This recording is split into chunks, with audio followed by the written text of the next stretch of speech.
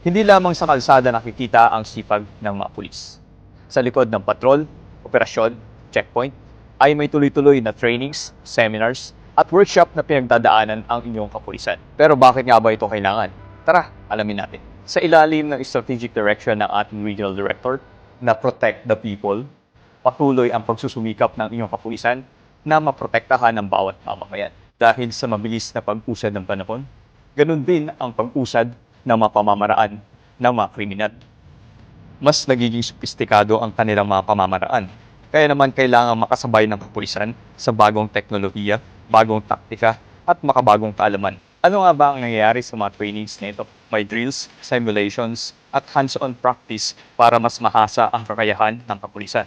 Halimbawa, sa quick response, nagsasagawa ng simulation exercises upang mapabilis ang mga police response, maging mas organisado ang operasyon, at mapalakas ang presensya sa komunidad.